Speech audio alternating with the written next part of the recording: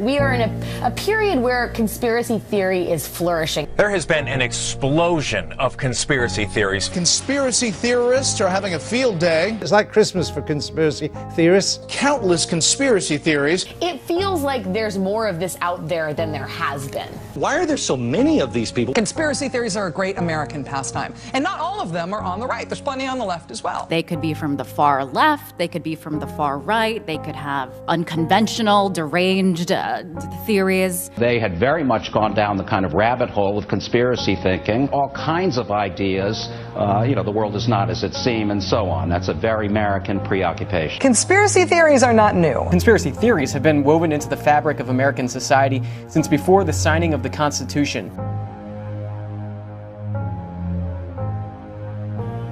A lot of these conspiracy theories have a presence, or at least a grudging acceptance, within the political mainstream. It's out there. It's become part of pop culture now. I see the pretty mainstream conservative media really flirting with these folks and maybe starting to mainstream some of this craziness, so we maybe won't be able to ignore it. Wingnuts, how the lunatic fringe is hijacking America. The fringe has become the center. The Republican chairman of Homeland Security is writing conspiracy theory letters, and they're convening conspiracy theory hearings, and Republican senators are introducing conspiracy theory legislation. You have politicians who are, repeating conspiracy theories, who are advocating conspiracy theories. The most influential conservative media online is full-on embracing the conspiracy theorists. Every conspiracy theory are all coming together, and they've created this narrative, but it's all out of their talk radio base. It's all out of their right-wing online base, and they've now converged on Congress, and they've pulled them into the conspiracy theorizing too. It's brilliant. Reality has been subsumed into a conspiracy theory.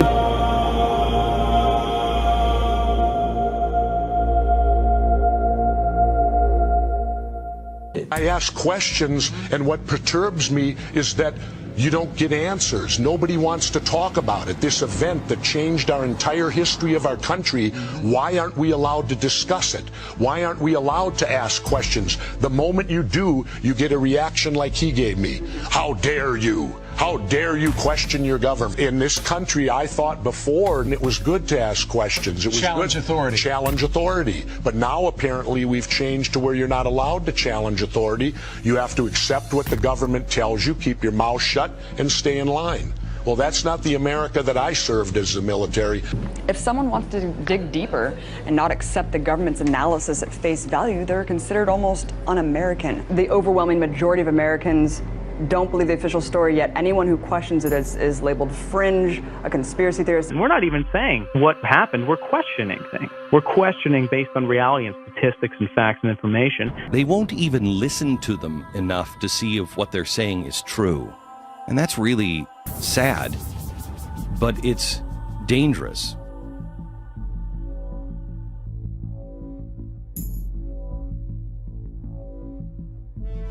Any of those theories that you've heard of at all have any credence? Well, no, frankly.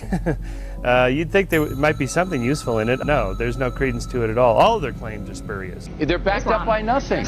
They're backed up by nothing. How strong are their arguments? I mean, did they lay out their claim and they just say conspiracy and then they just leave it right there? Or, I mean, did they really detail out their line of thinking? There is not one shred of evidence to back that insane assertion up. A conspiracy theory based on nothing. There is absolutely no evidence. Without a shred of evidence. None whatsoever. Completely crazy theory. You have no evidence. No backup, no proof. Absolutely no evidence. There's not a fact in between there. Making statements that he can't back up with fact. No basis in fact. They just don't stand up to any kind of logic or interrogation of the facts. Vast conspiracies that are hiding these vast problems that don't exist, that have been disproven over and over again.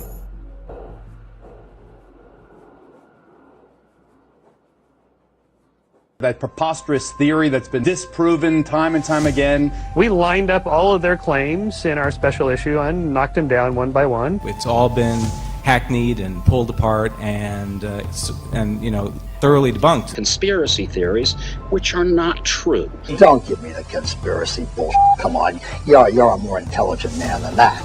Come on. I mean, come on. This there has never been a conspiracy in this country. People are just spinning stories. They can believe whatever they want, but it doesn't mean that it's real. No theory of anything explains all the facts, even if there are still some unsolved mysteries, which is perfectly okay. We have to have a certain tolerance for ambiguity. We can't explain everything. Not everything is a conspiracy. Some things just are what they appear to be. That usually tends to be the reality of things.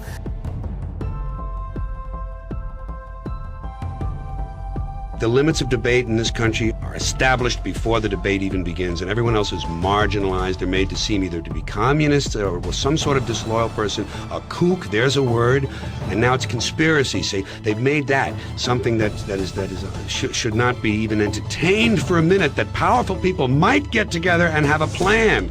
Doesn't happen. You're a kook. You're a conspiracy buff. They're a bunch of nutcases. Nutty conspiracy garbage? Only those considered nut jobs question the official conclusion. They're marginal nuts. These nuts are still in the shadows, Mike. A lie that wallows in the shadows like this kooky conspiracy theory. This was just kooky people.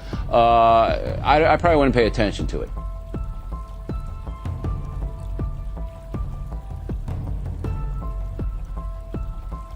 There have always been crazy people who gravitated, if they have schizophrenia, who gravitate toward conspiracy theories. Crazy nut jobs have always been there. All right, the evidence is overwhelming to you because you're a conspiracy nut. He's considered a crank and a kook by most academics. Some nutty college professors are trotting out that nonsense, and apparently some Americans are buying it. Most people think you're a nut. Most people think your views are not even worth listening to. Conspiracy nuts.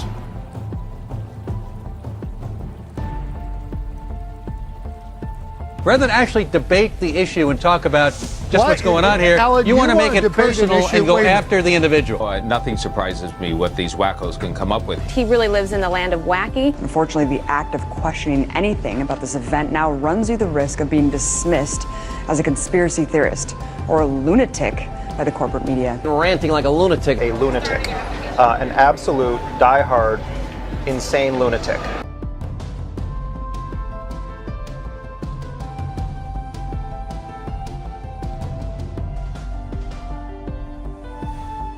Conspiracy theories, it was a real buzzword for loonies. They're idiots. He has the right to be an idiot. I'm trying to get beyond the idiot calling and actually have a conversation with you if that's possible. He is an idiot. Can we believe all right, we've already established that you think he's an idiot. That's your level of debate. Stupid conspiracy theories. They are paranoid. You cannot argue logic to someone who is mentally ill. Just think of them as mental patients. So that's what I do with conspiracy theorists. They're off their rockers. These are the type of people that should not have their hands on weapons. These are the type of people that should not have a platform to speak. These are the people that should be seeking mental help and evaluation. This man has problems.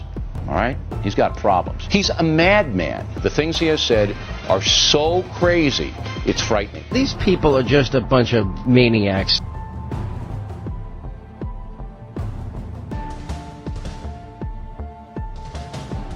The question is why? Why do people believe these things? Yeah, I spent all day today talking to scholars and academics who have studied conspiracy theories. These are people who are inclined to believe that the government is out to get them anyway. The media is in cahoots with it. These aberrant thoughts about how the government is out to pull the wool over our eyes, if you will. I always believe it's to exercise a level of intelligence over other people, like they know something that you don't. I think you're right. I think it's people who are looking for drama, who have general angst in their lives. They have very little to talk about that's interesting. They feel like they are part of some enlightened fight against the establishment. You see them come to life. They become animated when they talk about these theories and that they're going to persuade me to change my mind into belief. And I think it gives them a sense of authority or power. Most of the time, I agree with you. I think they're just nonsense. If you believe one conspiracy theory, you're more likely to believe 2 or 3 or 4. Have you ever met someone who believed one conspiracy theory? The most fantastical things are taken as common knowledge. You've been hearing the conspiracy theories on this for many years as well, and sometimes you have to scratch your head. Why are some people so eager to believe in conspiracies? Historically, we see that these conspiracies come after very upsetting events. In a time of economic difficulty or in a time when things are going wrong in very visible ways, people try to seize on something awful, which may in fact be causal. It may have produced the bad outcome, or it may just be made up. So if you're scared or if you're angry, and a lot of people are, conspiracy theory seems appealing. And if they're politically polarized and full of anger or distrust, then they can start believing something that's baseless or ridiculous. Each time something really scary and disastrous happens, people search for meaning. And in a way, it kind of helps explain what happened. It explains this tragedy. It kind of gives meaning. It gives them a sense of control over their world, they feel. I think that's why they do it. The assassination of JFK. There has to be something big comparable to killing a president. Lee Harvey Oswald acting alone, a lone nut, a nobody, that doesn't jive. That feels better to most people. People hate thinking about, in a flash of an eye, terrorist bombers can come in and crash into the World Trade Center. They would rather see that, oh yes, there was always a system. There was always some overriding explanation that can let us make sense of the world. People always want to believe that there's a more powerful explanation for these things. It's not just something went wrong or there's evil people in the world. They want to believe that somebody's more in control, even if it's somebody who they don't like. They want to believe that somebody's sort of pulling the switches. The important thing is to draw a line between people who are fringe groups who believe, for instance, that everything bad that happens in America is part of a massive conspiracy, including September 11th was an inside job, and people who are obsessed about the Kennedy assassination. What fuels these trends of conspiracy? It's because of something called cognitive dissonance. We want to balance our view of the world with the way things should be. Confirmation bias, as psychologists call it, to look for only evidence that supports their theories and disregard anything that says otherwise. These are people who inhabit a media world entirely contained by the internet, fringe sites. They don't read newspapers, they don't listen to the radio. They pretty much just get their news from radicalized websites that they go to on a daily basis. What I call fright-wing politics. It's way beyond left and right. It's really that murky ground of conspiracy theories that's been proliferating on the internet and inciting some people to take it a step too far towards violence. These guys actually believe what they say. The people that are leading the so-called truth movement, the ones I've met, they seem to actually believe it. So. Oh no, don't get me wrong. I think they do believe it, and which is why I believe these guys are dangerous. I believe these guys are anarchists that are looking to tear us apart. I mean, this is the kind of group that a Timothy McVeigh would come from. Yeah, that's right. That's what makes it a little bit scary. The floating of fantastic conspiracy theories that in many cases have helped drive people to violence. What has changed about this country and the world that has made these conspiracy theories more dangerous these days? Conspiracy theory radicalism, which almost always butts up against justifying violence. A lot of people who are looking into this, they're just curious. They have questions. That's fine. People should ask questions. They shouldn't believe everything they see or read. But when you start asking those questions, then you have to pay attention to the answers. And what the conspiracy people do is they reject the vast body of reasonable accounts, and then they seize on these few little anomalies that they think disprove the mainstream view. What people do on the fringes is they take those anomalies and they try to construct a whole new theory. But the new theory doesn't explain all the old facts that the old theory explains just fine. Conspiracy theorists, like all sorts of theorists, take disparate facts and put them together.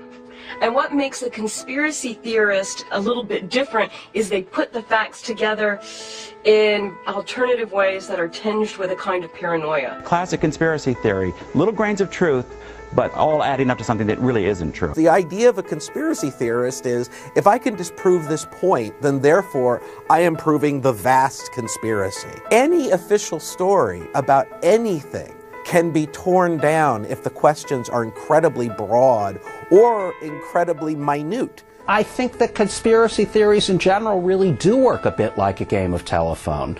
They are told and retold and tend to get more and more far out in the telling. Urban legend type tales that have been told and retold without any factual basis. People are fundamentally skeptical. People don't trust the explanations they have. This mistrust of an official explanation motivates them to go looking further, and then they want to keep going and keep going and keep going and find out what they think could be a more convincing explanation. Many of these people spend 10 to 12 hours a day on the internet And they're sort of like idiot savants. They just made themselves experts in the minutiae of the conspiracy theory that they're obsessed with. Even when there is a clear explanation, then you have this search for supposed other evidence out there, and people just kind of pick it up and run with it, even when it seems completely unwarranted. We are natural pattern-seeking animals. We look for and find connections. We connect the dots like constellations in the sky. We find the constellations of meaning in our complex, chaotic world. I think that conspiracy theorists are making it more miserable for us in this, as we pick and choose our ways of life. I hear you. When you blame the government or whoever, you're actually removing the blame from the actual perpetrator, and you're putting it on somebody else. So in this quest to speak the truth or whatever, they're really doing a disservice to everyone involved. When you reject facts, reality, and you grasp to this idea that the government is out to get you, it's a slippery slope. What's next? The helicopters that fly over your house, the medevac helicopters, the news helicopters, they're out to get you. You hear this stuff, and it just makes you sick to your stomach. I loathe conspiracy theories. Can't these people give it a rest for one day? I've given up on trying to change conspiracy theorists. They're going to be with us for a long time. When you have policy being shaped by fantasy, you end up with pretty bad policy. When did seeking the truth become a bad thing? And how the pursuit of any kind of facts becomes so objectionable? Look, this dismissal is deliberate. It's also severely dumbing down the dialogue we should be having, and in fact, it's an endangerment to investigative journalism. For crying out loud, to question official narratives is the role of journalists, historians, and documentarians. Otherwise, we'd just be getting our news verbatim from government press releases. The majority of Americans believe that JFK was assassinated by a conspiracy. And also, a majority of people have questions about 9/11 also. Knowing this, how does it feel to go on shows like Piers Morgan and other shows on the mainstream media and to be ridiculed and painted as a lunatic for bringing up these issues? Well, because that was the CIA's mission to anyone that questioned it. That's how they do. They try to marginalize you. They try to make it seem like you're a conspiracy nut. It's in a CIA memo that you say, conspiracy theory, that's declassified. The CIA, right after they killed Kennedy, put out these talking points. The government and media continue to rely on the conspiracy theory pejorative label, paired with the PSYOP tactics found in this memo, to dismiss conspiracy allegations to this day. The CIA's strategy to make conspiracy belief a target of ridicule and hostility is arguably the most successful propaganda campaign in modern history. The government's network of covert propaganda assets and friendly elite contacts referenced in this document were partially brought to light in a 1975 congressional investigation into government agencies' intelligence activities. The hearings, known as the Church Committee, were investigating the intelligence activities of the CIA, NSA, and FBI after illegal surveillance activities surfaced during the Watergate scandal. Do you have any people being paid by the CIA who are contributing to a major circulation American journal? We do have people who submit pieces to American journals. Do you have any people paid by the CIA who are working for television networks? This, I think, gets into the kind of getting into the details, Mr. Chairman, that I'd like to get into in executive session. The investigation revealed that the CIA was paying bribe money equivalent to $1 billion adjusted for inflation under the table to heads of major media companies, editors, and reporters to act as gatekeepers and propagandists for the establishment. The Commission's final report determined that, quote, the CIA currently maintains a network of several hundred foreign individuals around the world who provide intelligence for the CIA and at times attempt to influence opinion through the use of covert propaganda. These individuals provide the CIA with direct access to a large number of newspapers, periodicals, scores of press services and news agencies, radio and television stations, commercial book publishers, and other foreign media outlets. In 1977, Pulitzer Prize winner Carl Bernstein shined further light on the CIA's propaganda network in his Rolling Stone article titled "The CIA CIA and the media. The article exposes how America's most powerful news media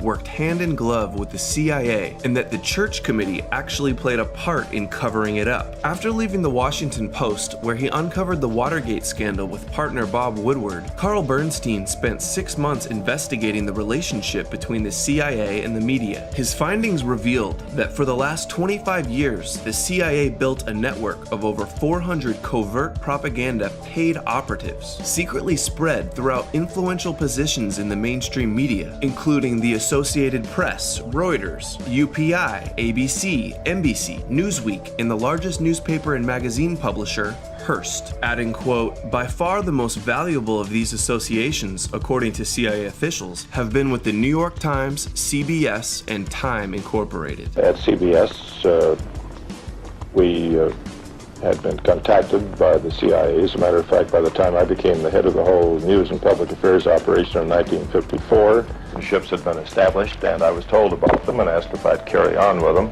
The CIA's secret propaganda campaign to manipulate the media came to be known as Operation Mockingbird. Operation Mockingbird, you know, this was a program that the CIA, FBI was inserting operatives within all the major media networks. I mean, we're talking about all of them. Yeah. Papers, publications. My whole question is this still going on today? Because they've really permeated throughout the culture of the establishment media. And really, we see the establishment media today, they just parrot the establishment. I'm like, wait, has this gone full circle? You say that continues today?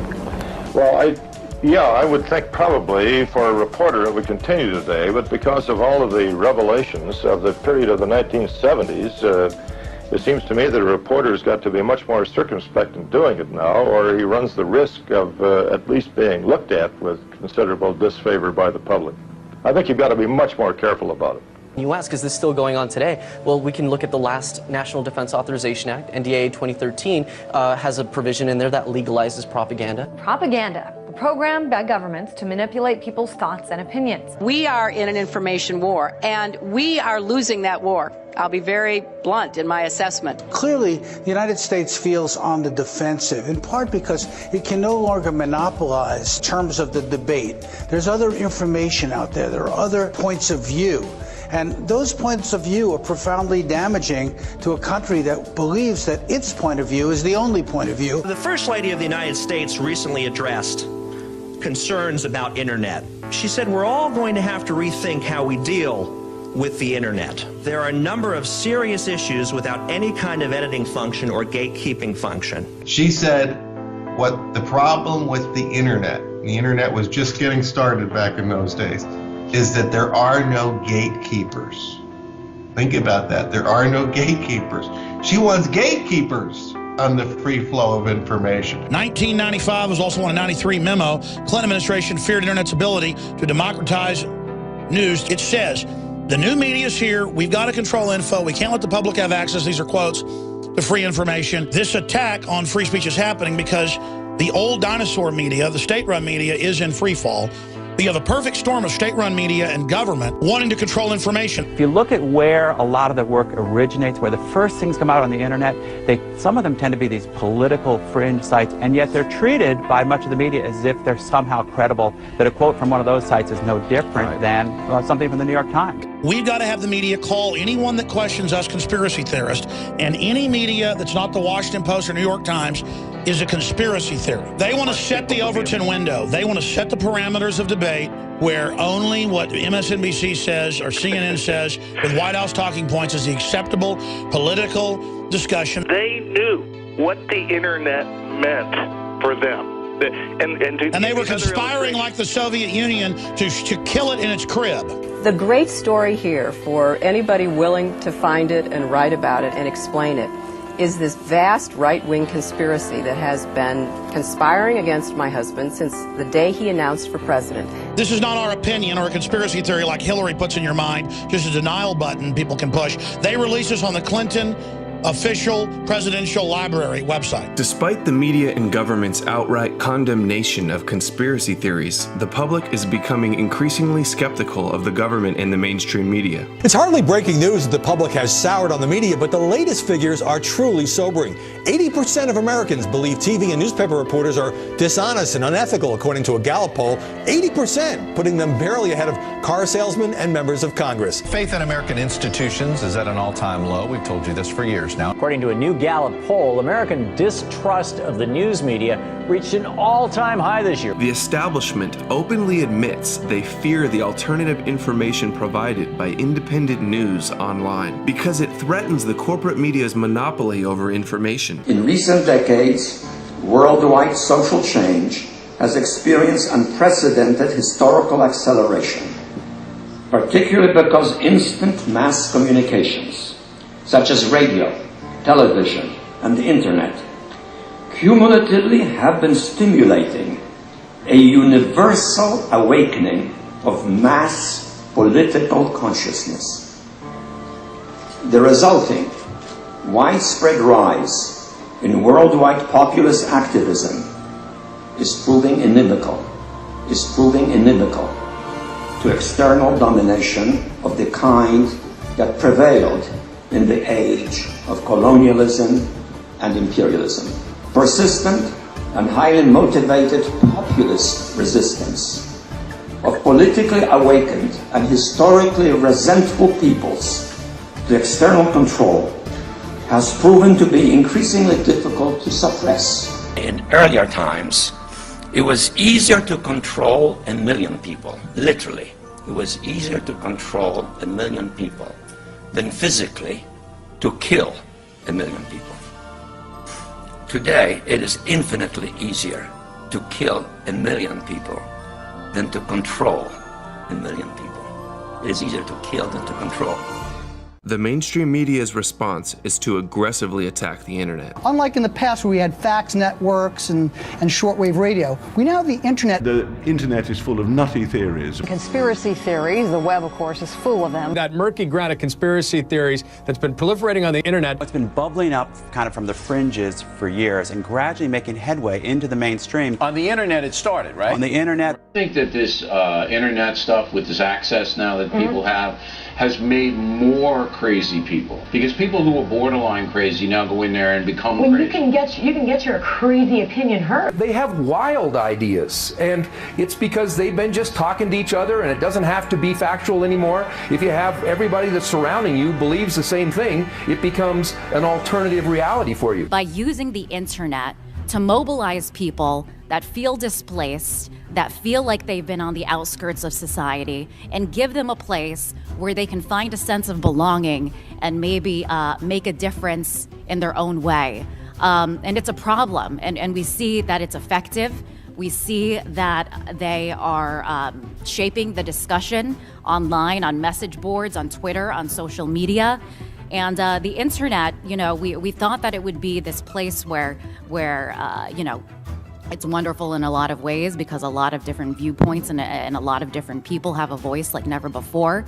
But unfortunately, it's provided a forum where disinformation, false theories, people that are just trying to make a name for themselves, bloggers or whatever, that have absolutely no accountability for the truth, are able to rile up a mass amount of people online. It provides this voice for fringe voices, extremists. The platform that it provides for fringe and radical views. Alternative media, and thanks to the internet, it fuels these things. People begin to presume that these conspiracies are in fact true as they're introduced to this on a daily basis. You repeat it over and over and over again, and suddenly the conspiratorial theories begin to take on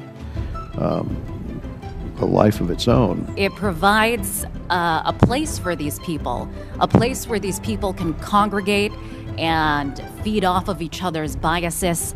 It's almost like a community that is almost like a cult, I would say, that is formed online, and they mobilize. They find a home. They find a place where they're heard, and they find a sense of belonging. They find an outlet where they can a platform to voice deranged views. The extreme fringe is given a platform for what otherwise would not be considered reputable television. You know, most broadcasts wouldn't have on the types of voices with these conspiratorial theories. It tends to multiply online, and you see these dark corners of the internet where people pile on, and there's this very minute parsing of the technicalities of the supposed evidence, and more detail gets added and accumulated, and it kind of feeds on itself. It really almost makes you ask the question, would it have been better if we'd never invented the internet?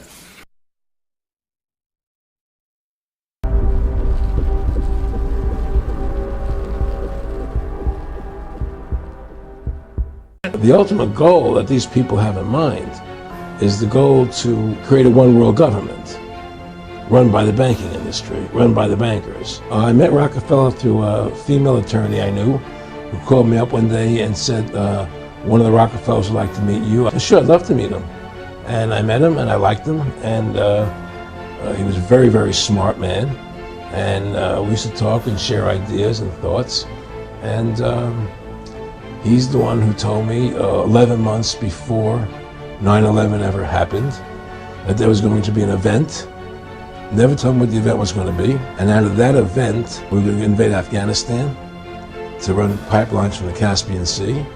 We were going to invade Iraq to take over the oil fields, establish a base in the Middle East, and make it all part of the New World Order. Later, 9/11 happened. And I remember he was telling me how you're going to see soldiers looking in caves for people in Afghanistan and Pakistan and all these places, and there's going to be this war on terror, of which there's no real enemy, and the whole thing is a giant hoax, but it's a way for the government to take over the American people. He told you it was going to be a hoax. Oh yeah, oh yeah, there's no question. He says there's going to be war on terror, and he's just laughing. 9/11 was done by people in our own government and our own banking system to perpetuate the fear of the American people into subordinating themselves to anything the government wants them to do. That's what it's about, and to create this war, this endless war on terror. And that's why and that was the first lie. And the next lie was going into Iraq to get Saddam Hussein out with his weapons of mass destruction. Look, this whole war on terror is a fraud. It's a farce. It's very difficult to say it out loud because people are intimidated against saying it. Because if you say it, they want to make you into a nutcase. It was 9/11 that allowed this war on terror to begin. And until we get to the bottom root of 9/11, the truth of 9/11, we'll never know about the war on terror. I have trouble believing this, but a new poll by Scripps Howard and the University of Ohio says 36% of Americans believe it is likely or somewhat likely that the U.S. government either assisted in the 9/11 attacks or did nothing to stop them. Let us never tolerate outrageous conspiracy theories concerning the attacks of September the 11th. Malicious lies that attempt to shift the blame away from the terrorists themselves, away from the guilty. Are you one of those that was an inside job, guys? Well, let me tell you something. An inside job? How dare you? How dare you? 9/11 was not an inside job. It was an Osama bin Laden job with 19 people from Saudi Arabia. They murdered 3,000 Americans and other farmers, including over 200 other Muslims. And we look like idiots, folks, denying that the people who murdered our fellow citizens did it when they are continuing to murder people all around the world. So we heard from you. You go away.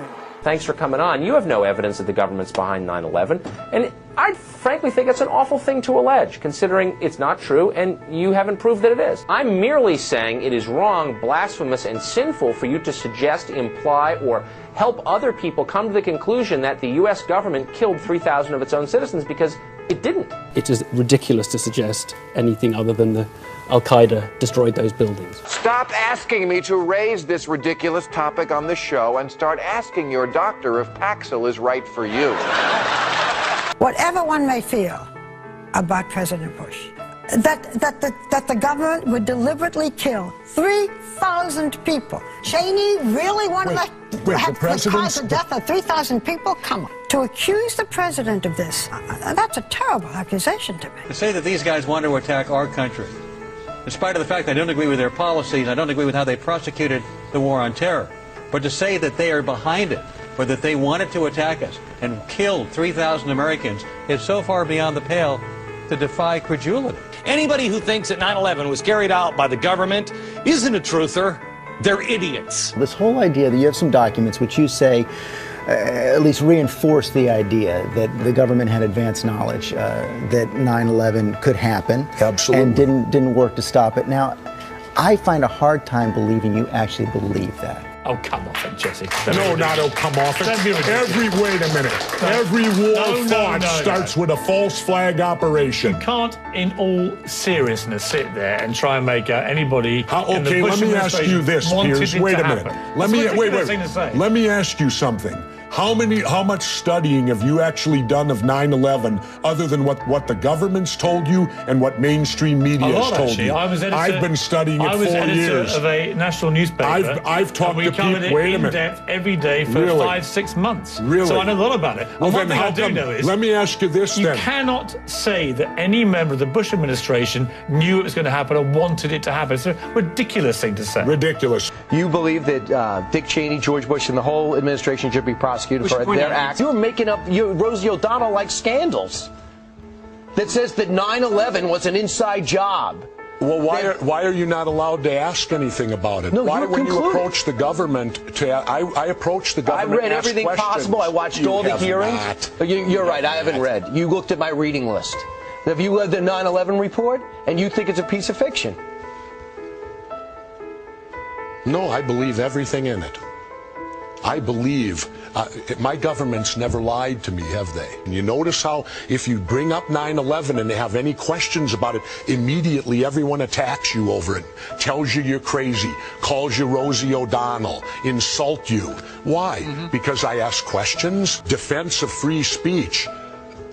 Popular speech, the First Amendment doesn't need to be defended. It's unpopular speech is why we have that amendment. You question 9/11, you're asking unpopular speech today. According to a recent poll, 49.3% of the people in New York believe that our leaders knew the 9/11 attacks were planned and that they intentionally failed to act. Are 49.3% of us just fucking crazy? There are a group of screwballs out here, and I mean truly screwballs, who believe that we were not attacked on 9/11 by terrorists flying planes, that those people really weren't killed by terrorists, that that's not what happened. And in fact, George W. Bush was sitting somewhere in the White House basement with one of these plungers, and he blew up those buildings. That's what these people believe. They are truly crazy people. Just so you know, we're not muffling intelligent dissent here. If you hear the shouting, it's a group of demonstrators who've come. 9/11 was an inside job. Oh, get a life. Get a life. 9/11 was an inside job. This woman, we need to be clear, is an out-and-out lunatic. She's a conspiracy theorist. She's a 9/11 truther. She thinks that water fluoridation is a government conspiracy. The people who said that 9/11 didn't really happen, or that 9/11 was an inside job, that 9/11 was not actually an attack on our country, but was rather a hoax perpetrated by our government in order to enslave us or something. Yeah, Rachel, because someone who wants the truth about why things are the way they are must believe that 9/11 either never happened or that it was a hoax or that the government completely engineered every facet in order to enslave humanity. Because apparently it's too hard to believe that this government would not care about the lives of human beings in order to advance geopolitical goals. Is it really too hard to believe the fact that Bush and his cabinet turned a blind eye to let the attacks happen or even ensure that they happened? A 9/11 truther. If you don't know what a 9/11 truther is, let me quickly tell you about them. The 9/11 for truth, I didn't know what that meant, that it was a real buzzword for loonies. Perhaps the most fascinating of terms that have become a pejorative for the establishment is truther. It's so-called truthers. The truthers who perpetuate the theory that the United States orchestrated the attacks on September 11th. One of the groups that I've been warning about for a very long time are these 9/11 truthers. Take the 9/11 truthers. These truthers are exactly the kind of people who want to rock this nation's foundation, tear us apart, and plant the seeds of dissatisfaction in all of us. These 9/11 truthers, who I've been telling you for years, are dangerous. I find it amazing, this kind of pejorative term truther for seeking the truth. Everybody's like, truther? you're a truther. You know, when idiots are calling brilliant people stupid, you got a real problem. If a truther is simply a person that cares about evidence and facts, no matter how ugly or uncomfortable they may be, then maybe that's a label we should all embrace. Those people who would like to destroy us are enemies like Al-Qaeda. They'd like to destroy us, and they will work with anyone. There are also people like white supremacists or 9/11 truthers that would also like to destroy the country. They'll work with anybody they can. You know, it took me about a year to start hating the 9/11 victims' families. I didn't think I could hate victims faster than the 9/11 victims. You have a warped view of this world and a warped view of this country. Well, explain that. Let me give you an example. I'm not going to debate this with you. Well, let me give you an example. Glick was saying without a shred of evidence that President Bush and Bush the elder were directly responsible for 9/11. Now, that kind of stuff is not only loony, it's defamation. In respect for your father... It's September 14th. Do you want to know what I was doing? Shut up. Oh, please don't tell me to shut up. In respect for your father, who was a Port Authority worker, a fine American who got killed unnecessarily by barbarians. By radical extremists trained by this government. Respect not for the him. People of America, I'm not the going to people, dress the ruling class, the small minority. Cut his mic. Cut his mic. I'm not going to dress you down anymore. Out of respect for your father. This is our house here. If somebody comes to your house and begins spitting on the floor, you'd remove them. Glick was out of control and spewing hatred for this program and his country using vile propaganda. These nuts are still in the shadows, Mike, and you're giving them power. Rosie O'Donnell, is she mainstream media? Yeah. Every day she's got well, listen, she just said this crap this week. And what happened to her? Tower 7. And what happened to her? People cheered for her. Her audience cheered for her, and people said, boy, Rosie's onto something. Tower 7 fell because we blew it up. I mean, these screwballs are among us, Bill. Rosie's not going to be on that forum much longer because of what she's doing here. Do you believe that the government had anything to do with the attack of 9/11? Do you believe in a conspiracy in terms of the attack of 9/11? I do believe that it defies physics for the World Trade Center Tower 7, Building 7, which collapsed in on itself. It is impossible for a building to fall the way it fell without explosives being involved. World Trade Center 7. World Trader 1 and 2 got hit by planes. 7, miraculously, the first time in history, it is physically impossible. And who do you think is responsible for that? I have no idea. But to say that we don't know that it imploded and it was an implosion and a demolition is beyond ignorant. Look at the films, get a physics expert here from Yale, from Harvard, pick the school. It defies reason. Let's get one. Let's get one, because that I would do it. Is the unthinkable. It is the unthinkable. But imagine if somebody could convince you of that, could prove it to you, Elizabeth. Just 7. I don't think it would happen. More than 1,300 architects and engineers examined the evidence about Building 7's collapse and disagree with the official report issued by the National Institute of Standards and Technology. It was in full free-fall acceleration. That is impossible because in a natural collapse, columns would have to buckle. When columns buckle, there is a minimum resistance. It's asymptotic, if you know what that means. That means it never goes to zero.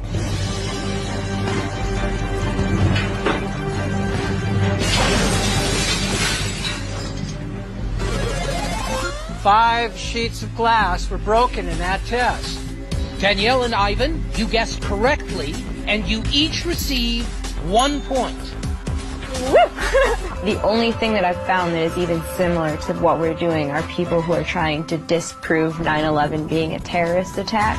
I have literally found probably 10 websites using an example of dropping a bowling ball through panes of glass to explain why the Twin Towers is a conspiracy. You're gonna guess your way through this? I did not guess. I was up till 3 in the morning. Looking up conspiracy theories. So it's impossible. You can't reach. So here's what, I guess in layman's terms, just get my hands here, Peter. So what he's saying is that the top floor collapses, hits the next floor, hits the next floor, hits the next floor. So it's bang, bang, bang, bang. The weight of the upper floors. It would slow down. What I'm trying to say is it was in full free fall acceleration. All of its potential energy was being converted. Instead of what I just described, the thing just collapsed like a pancake. Newton's third law of motion, which states that for every action there is an equal and opposite reaction.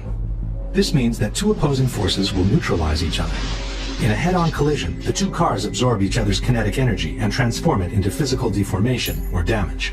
After that, the system comes to a rest, as there is no more energy to be dissipated. The top section, pushing on the bottom section, it's going to meet equal forces as it goes. Both sections are going to be demolished at the same rate. So by the time you've crushed up 15 stories below it, the top 15 stories are also going to be crushed.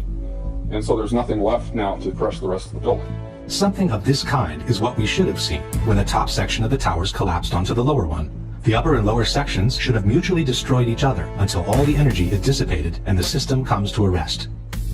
Alternatively, as shown in this experiment with 2 towers made of snow, the top section could have fallen off to the side after the initial collapse.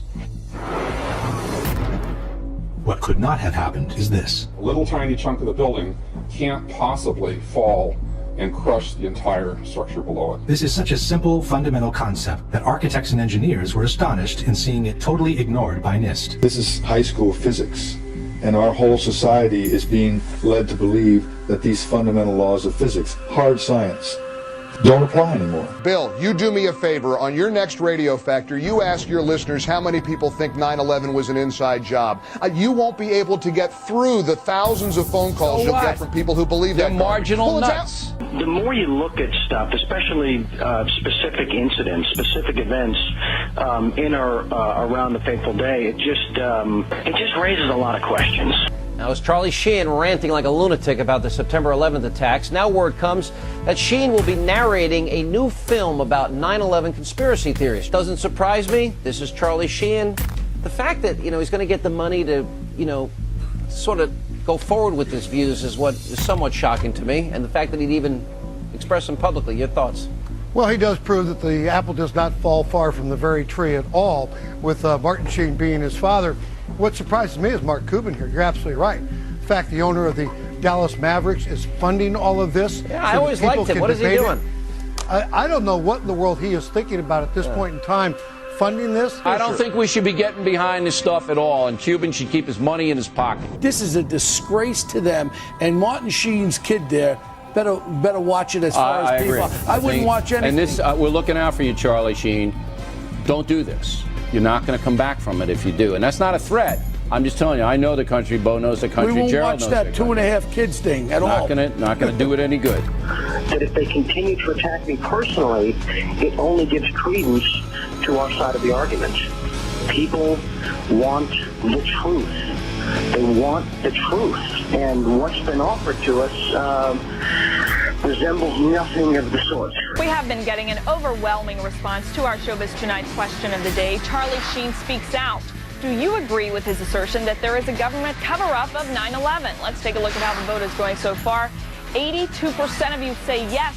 Only 18% of you say no. Do you think that's a well-informed opinion that George Bush knew about 9/11 ahead of time? This big conspiracy, the government did this. You're calling it a conspiracy theory, right? And that's what conspiracy theories are. Last time I checked, there are a lot of people today in Dallas standing on a grassy knoll still disputing the single bullet theory, and Arlen Specter is still in office. You sit there and say, let's debate the issue. What?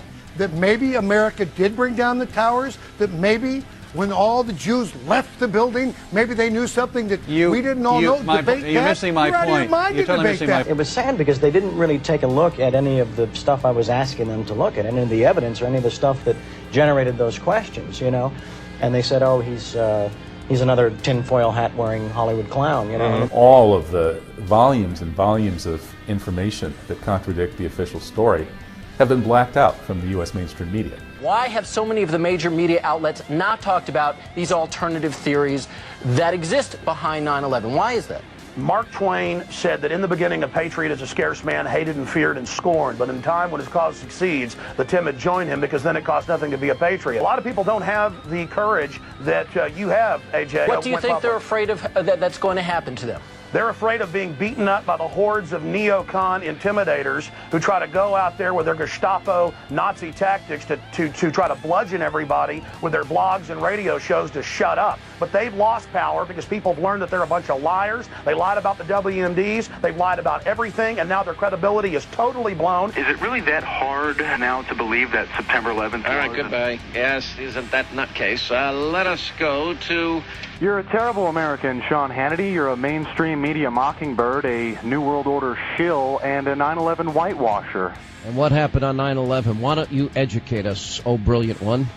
9/11 was an inside job. On one level, it was purposely allowed to happen as a pretext for the war on terror. On another level, elements within the shadow government helped and made sure it were to happen for a pretext. Why don't you open your eyes? Look at Operation Northwoods, Sean Hannity. Yes, sir. A declassified government plan to commit terrorism in this country by crashing planes and blaming it on a political enemy. Yeah. Yeah, so, okay, stop with the music. Let's talk about the issue seriously. George Operation Bush's fault. Northwoods. Why don't you look it up on the internet, Sean? Okay, you know, if it's on the internet, it's got to be true. No, it's a declassified document, Declassified. Sean, in the National Archives, sir. I know, sir. Yeah, I know. Northwoods. Why don't you substitute the word Let me ask you a question. Iraq, and it's exactly Let me what ask you a happened on question. 9/11. Yeah, but that's not what you called about, is it, Alan? Well, let's talk about a more serious issue, Alan. the fact that 9/11... That 9/11, what, it was imploded by the government, Alan? You got it, my friend. Yeah. Operation Northwoods, declassified plan where our government planned terrorism against this country, Sean. How do you explain that, Sean? I know. I just can't. You know what, George Bush... Because the government's Hang on a completely second. gone... I'm agreeing with George Bush did it. George Bush and Dick Cheney. Sure, they're Skull and Bones. Skull and Bones. Skull and Bones did Bones it. members. He's a Bilderberg pawn. He's an Illuminati member. Yeah.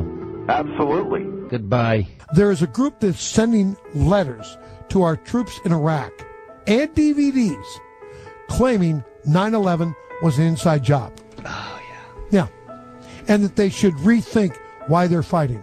Man, they ought to take these... Excuse me, folks. I'm going to say this. We ought to find the people who are doing this, take them out, and shoot them. Really. Just find the people who are sending those letters to our troops to demoralize our troops and do what they're doing. You take them out. They are traitors to this country, and shoot them. You have a problem with that? Deal with it.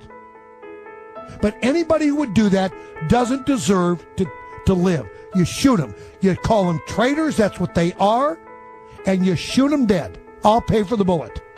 Mark Dice, the founder of The Resistance, which he calls a media watchdog group, says that the U.S. government was responsible for the September 11th terrorist attacks and that the armed forces should know it. I think that it's very beneficial that we inform them as to the true circumstances that got them in the situation that they're in.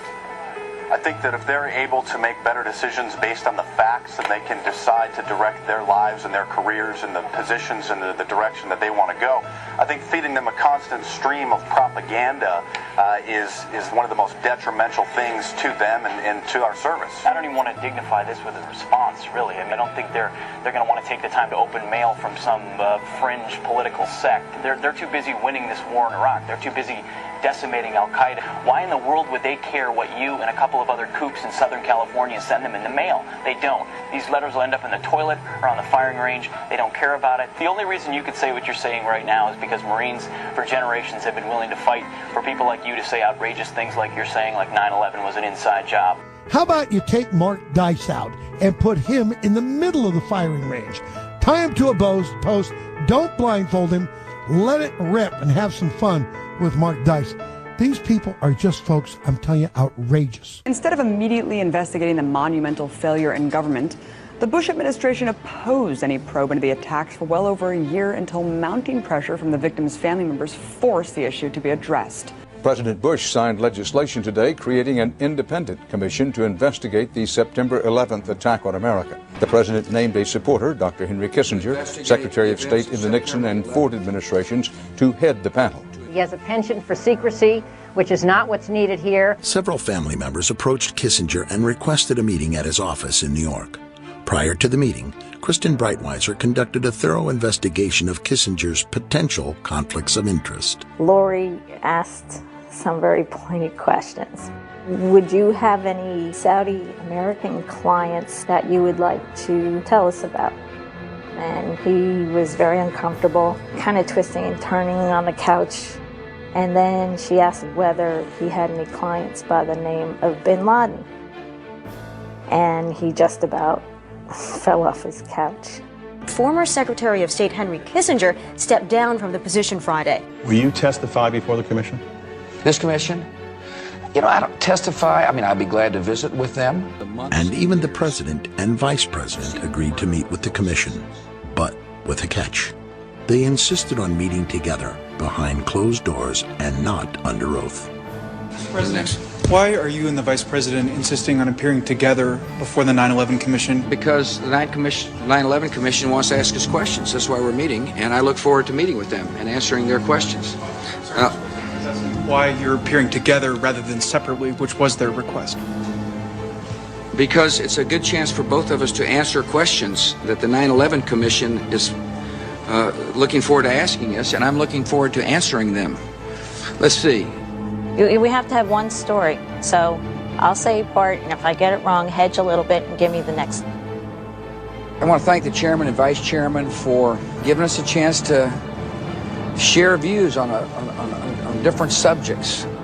And they had a lot of good questions, and I'm glad I did it. I'm glad I took the time. What topic did the commissioners want to spend most of the time on? Probably best that I not go into the details of the conversation. The President and Vice President of the United States, don't you think they should be able to stand up and speak their own words? They should go under oath. They should be, in public. Don't you think that the families deserve to have a transcript or to be able to see what you Adam, said? you asked me that question yesterday. I got the same answer, yeah. Since when do you bring in witnesses that don't have to testify in open, where they're brought into closed-door rooms and allowed to testify together? I know you said there'll be a time for politics, but you've also said you wanted to change the tone of Washington. Howard Dean recently seemed to muse aloud whether you had advanced knowledge of 9/11. Do you agree or disagree with the RNC that this kind of rhetoric borders on political hate speech? Yeah. Look, there's time for politics. And, it's time for politics, and it's an absurd insinuation. Once the commission was finally formed and its report released, many questions were still left unanswered. Questions that many people in this country still have. In fact, a recent poll by YouGov reveals that 38% of Americans have some doubts about the official story we've been told. What happened that day, there are so many unanswered questions. What would you have done on September the 12th, 2001? What would you have done if you'd been president? I would have done a legitimate investigation to find out what exactly happened on 9/11. The 9/11 Commission looked at virtually every aspect of the terrible tragedy of 9/11. They looked at virtually every aspect of it, but there's always remaining questions. If you want to tell me that there's something going on beyond two planes going into buildings, I never saw anything that suggested it. That was the most investigated event probably in FBI investigative history. It has been looked at thoroughly by everybody. Frankly, you have people who witnessed the planes going into the buildings. Again, the 9/11 investigation was one of the most comprehensive that I have ever seen. Michael Scheuer is the former head of the CIA's Bin Laden unit. Was the 9/11 Commission report a whitewash? It was a whitewash and a lie from top to bottom. A deal announced yesterday between the White House and the commission investigating the September 11th attacks is proving to be rather controversial. You and Lee Hamilton wrote in the New York Times today, you have no doubt that there was obstruction on the part of the CIA in preventing you and your panel, the 9/11 Commission, appointed by the President, approved by the Congress, from going forward with its investigation. It's a scam. It's absolutely disgusting. I'm very much for issuing a subpoena to those in the White House that would obstruct this investigation. And that's what we have here, an obstruction of a full investigation on the most serious attack on the homeland in the last 150 years. Lee and I write in our book that we think the commission in many ways was set up to fail. We thought we were set up to fail. They were afraid we were going to hang somebody, that we would point the finger. So what we have here, in my opinion, is a major cover-up. A major cover-up unlike anything I've seen since Watergate. I've been in this city 20 years. They don't want anything to come out, and they'll ruin the career and the life of anyone who dares to put forth information that's truthful.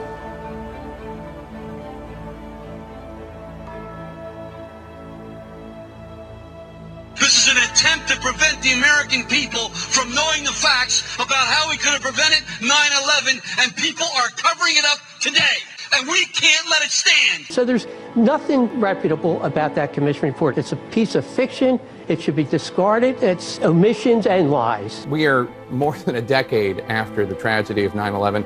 Why do these truthers have such staying power? I want truth. I've been lied to. I mean, it's beyond a reasonable doubt that the 9/11 Commission did not tell this story. The family members of the people who died on 9/11, the first responders, the survivors. These people are demanding accountability. They want to know why their loved ones died. We don't just need transparency, we also need justice. The many people in New York who suffered and people all around the world who suffered from 9/11 need the truth in order to achieve closure. These kinds of theories are unusually resistant to correction. The 9/11 conspiracies have stood up to the facts disproving them. The 9/11 conspiracies have not gone away. We just want people to understand there's FBI whistleblowers, there's people within this government, there's patriots, there's citizens, family members, rescue workers, survivors of 9/11 that want their questions answered. We demand truth from our government, which we have not been getting. American people deserve to know the truth about what happened to their nation on 9/11. In every single major respect, we have proven the government's report is false. Will this 9/11 conspiracy theory become like the Kennedy assassination, analyzed for generations as an unsolved mystery? I think 20 years from now, people will look at 9/11 the way we look at the assassination of JFK today. It couldn't possibly have been done the way the government told us. The establishment viciously attacks conspiracy theories, but the truth is that many of these conspiracies are supported by legitimate evidence and warrant serious debate. While many people are losing trust in the media and waking up to the New World Order's agenda, the establishment still has a small majority under their spell. Why is it so hard for the general public to accept that conspiracies exist and that the government and corporate media would lie to cover them up?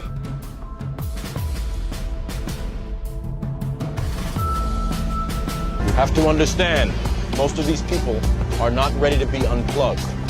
And many of them are so inert, so hopelessly dependent on the system that they will fight to protect it. People who don't like conspiracy theorists only because they're afraid that what they're saying might actually be true. I know a red flag when I see one, and I know when people are reacting almost religiously. When people won't look at something, automatically people just shut off. They don't want to hear it, no matter how much evidence. Do you think that's because as a society there's this benevolent father theory where people cannot imagine that a father would do A, B, or C to his own child, whether that's incest or murder or horrific abuse? Some people can't even hold that concept in their head. Yeah. If you're a person who can't, it's impossible to have a conversation about not believing the official story. Thinking that we're above such things, that it could happen in other countries, but it couldn't happen here, that's a lack of humility, and that's excessive pride. And so not being able to see our dark side or our weaknesses is the most dangerous thing. It's difficult for people to comprehend and accept conspiracy theories because of fundamental aspects of psychology and sociology. You guys are idiots! No! Have you actually done? Yes, I have. No, you guys are a disgrace. No, you guys are a disgrace because you are spitting on the memory of every person who died. You are spitting on the memory. What the hell? I'm a family member. My uncle died on 9/11. What do you mean I'm spitting on his memory? Because I resent that. I really resent that. And if you're not willing to read anything, if you're not willing to open your mouth, all the crazy how can you call us theories? idiots? You fucking here on 9/11? Did you see those planes go into the building? You stink. Why can't you comprehend that planes crashed into buildings because terrorists took it over? Why can't you comprehend that? Well, we can understand. Why can't you comprehend that? Yeah, but if the laws of physics still the building was designed to withstand not a jetliner going 600 miles an hour. It was not held. Look, because what makes you think that the government could keep you secret like this and it's an inside job? People continue to be either oblivious to the fact that this information exists or completely resistant to looking at this information. So the question becomes why? Why is it that people have so much trouble hearing this information? From my work, I think we would be remiss not to look at the impact of trauma. Yeah, I was. I saw what are you doing about it? I saw people die. They're dying now. They're dying now. You're a disgrace because you don't know anything. You're a disgrace. You're a disgrace. Go out, go home and watch a reality TV. Go back to sleep. You're a hero, aren't you? Stop. So what does that mean? So you think Bin Laden can make NORAD stand out? As we know, the horrors of what happened on 9/11 were televised all over the world, and they were televised, in fact, live. We witnessed the deaths of almost 3,000 of our fellow Americans.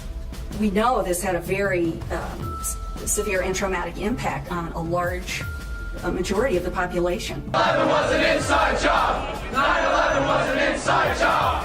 You were not there! You were not there! 9/11 was a psychological warfare operation. It's an example of trauma-based mind control. This is a kind of mind control developed by the CIA and other intelligence agencies that inflicts massive trauma on people and uses that trauma to essentially control their psyche. And 9/11 traumatized the American people so badly that most people just don't want to go there. It takes a certain kind of courage and a fearless desire for truth. Social psychology often looks at the basic human need to fit in and calls this the normative social influence. Most people want to belong to their peer group. They want to be the same as everyone else when it comes to opinions. In fact, they judge their own personal sanity by bouncing ideas off their neighbors and friends who will answer back and agree on these same topics. People are afraid of being ostracized, they're afraid of being alienated, they're afraid of being shunned, they're afraid of their lives being inconvenienced, they'd have to change their lives, they're afraid of being confused, they're afraid of psychological deterioration. To begin to accept the possibility that the government was involved is like opening Pandora's box. If you open the lid and peek in a little bit, it's going to challenge some of your fundamental beliefs about the world. When we grow up, our moral and ethical compass is almost entirely forged by our environment, so our actions are often a result of the validation we get from society. It doesn't matter if the topics or what you're given are facts or utter nonsense, as long as everyone agrees at the same time. You'll say, well, I'm sane.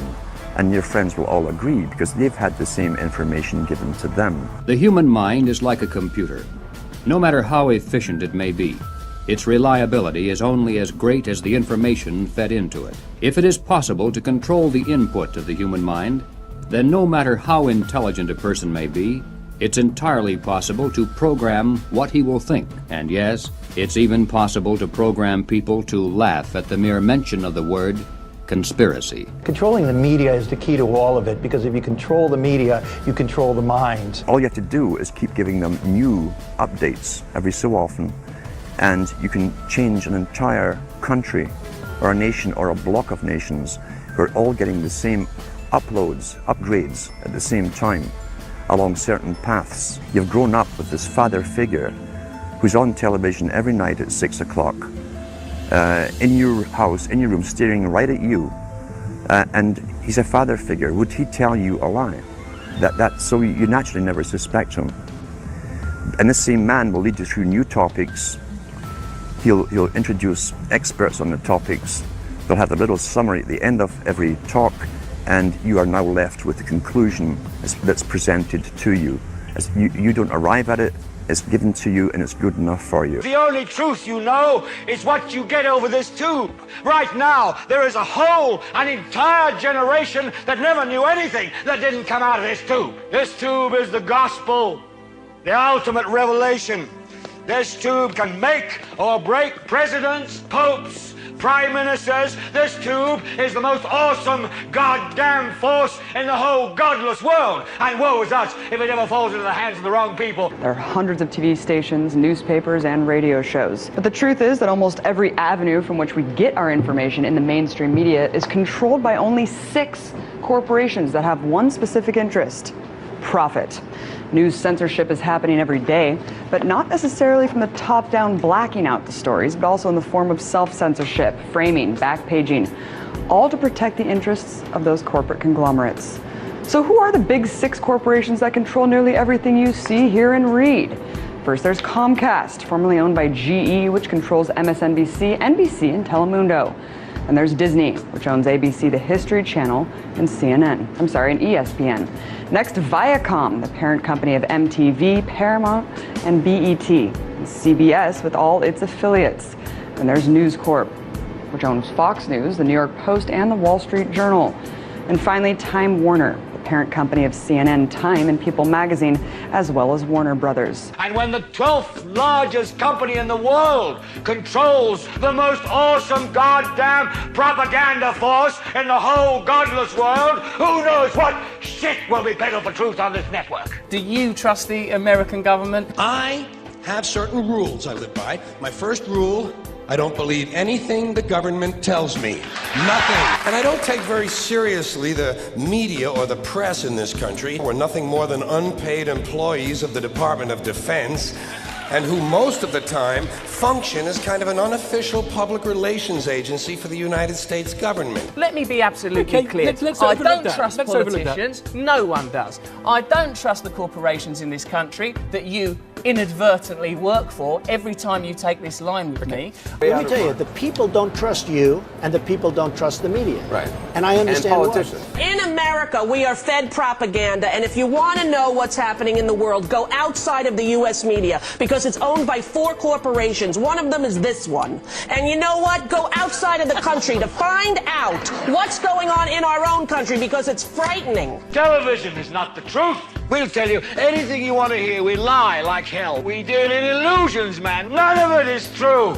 But you people sit there day after day, night after night. We're all you know. You're beginning to believe the illusions we're spinning here. You're beginning to think that the tube is reality and that your own lives are unreal. You do whatever the tube tells you. You dress like the tube. You eat like the tube. You raise your children like the tube. You even think like the tube. This is mass madness, you maniacs. See, my mind doesn't work that way. I got this real moron thing I do. It's called thinking. And I'm not a really good American because I like to form my own opinions. I don't just roll over when I'm told to. Sad to say, most Americans just roll over on command. Not me. Not me. I think it's interesting that at this time where we have so little trust in our political figures, where ordinary people have so little trust in their media, that we have to remain open-minded to any kind of possibility. I see no rational, objective discussion going on anywhere in the country. People wish to be bubbleheads. They wish to nod their head in agreement with whoever is in charge. They're too afraid to challenge authority. So that takes care of at least a majority of people.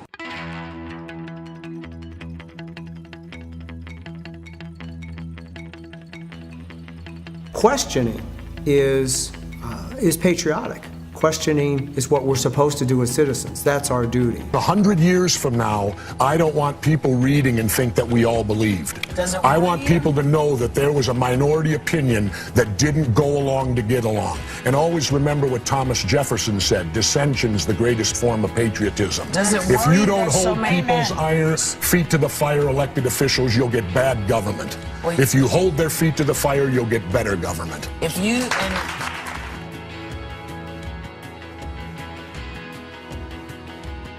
You make some very sensible points, and you make some crackpot points. That's your opinion? Yes. How many people here think I make crackpot points? Yeah. 1. How many think I make sensible points? You're in a minority, my good friend. You're the minority. Intelligence looks like insanity to drooling imbeciles. Democracy is threatened in a way it hasn't been in 200 years, and if America doesn't stand up, we're in big trouble. People better show up, start reading, stop being bought off. If you only have an hour a day, read something intelligent. Read several sources. Educate yourself. Find out what's going on. Don't stay asleep or go deeper into the mind control, because it will get worse for you. If you're looking to the mainstream media to give you information, you're getting what these secret societies like the Bilderberg and the Trilateral and the Council on Foreign Relations want you to know, so that you support them and you don't fight against it. One thing that has become important for me personally is to educate myself, is to take responsibility. There's that wonderful quote from Mahatma Gandhi where he said that we must be the change that we wish to see in the world. You're not a conspiracy theorist if you just look at the newspaper and you said, I read this in Newsweek, I read this in, the New York Times and so forth, and I want answers. Some conspiracy theories have turned out to be true after all.